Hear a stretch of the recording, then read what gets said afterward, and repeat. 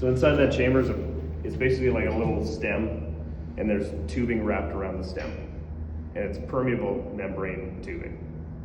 And so this carrier gas, wherever I am here, you should be running instrument air.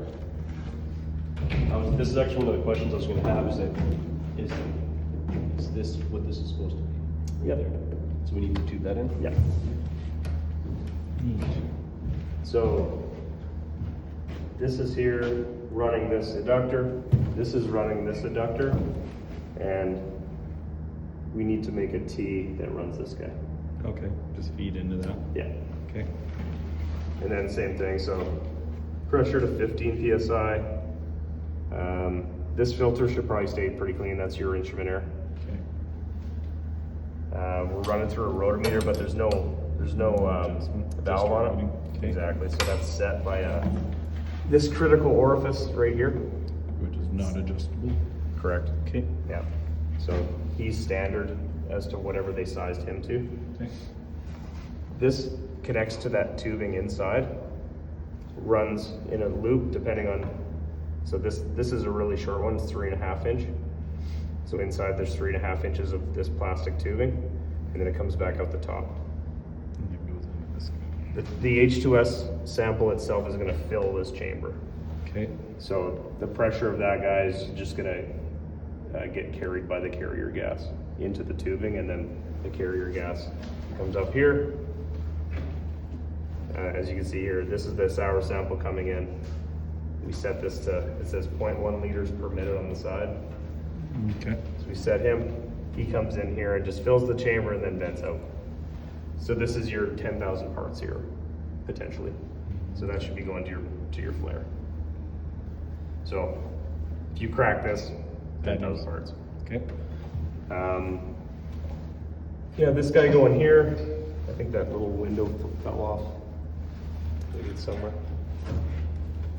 It's inside there. I'm Maybe. not sure. Yeah.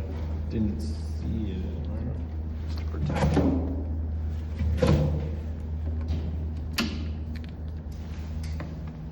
Just wondering if maybe they put it so we're not.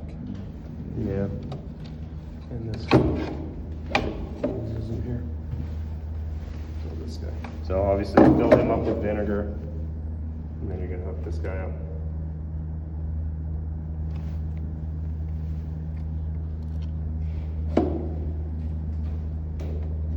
That sample chamber dilutes 0 to 10,000 down to 0 to 20. So this in here actually is only going to be 0 to 20. Okay. Yeah, you need Just like this the sample. other end. Yeah. Okay.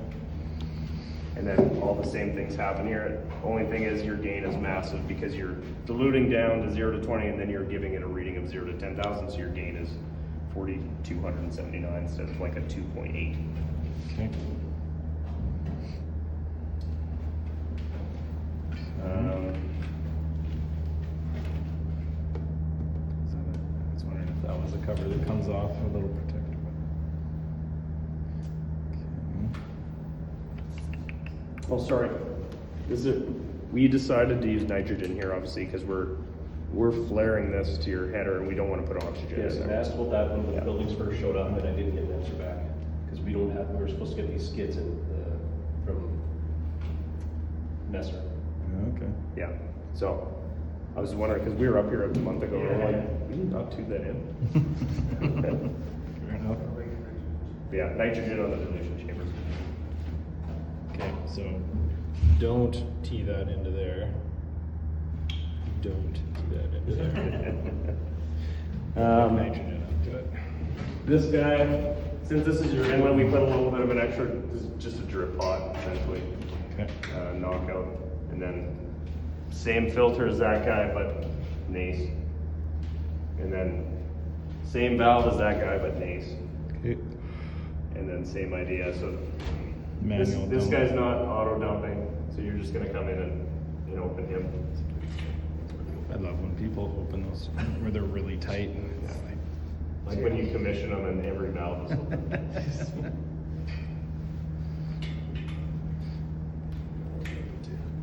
Okay.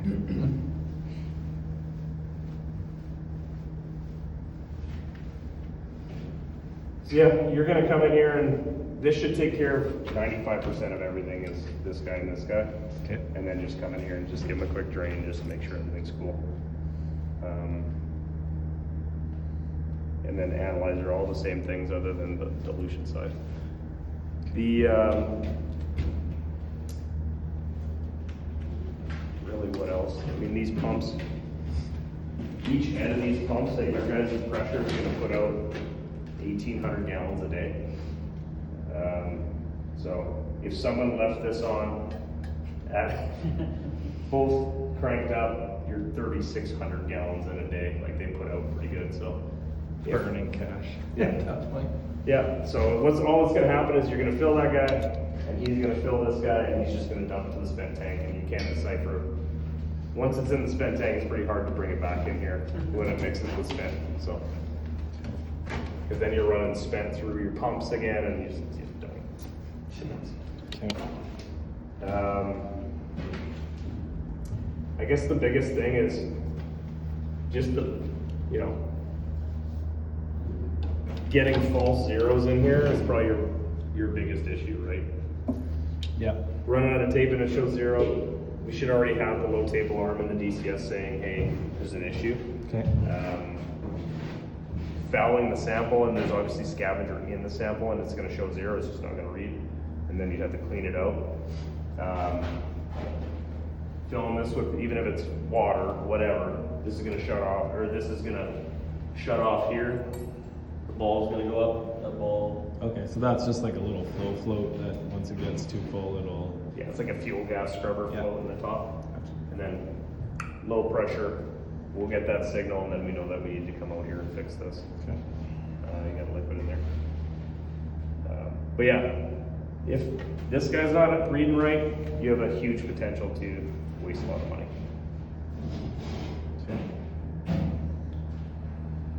But at any time there's an issue with this guy, like we have a board goes down, something, you can always just put these in manual and still run no You problem. can pull manual samples and Yeah. breakers and Yeah. kind of keep an eye on it. Oh yeah, And like you said, it's a pretty slow reacting process, so.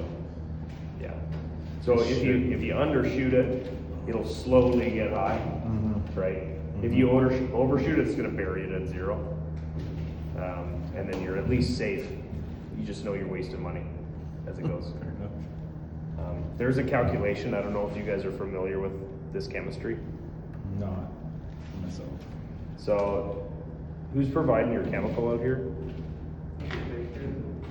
Baker? Baker. So ask your chemical rep and say, hey, they have a formula. It's usually your gas flow in millions per day times their chemical factor times how much H2S, and we'll give you how many liters per day you should have.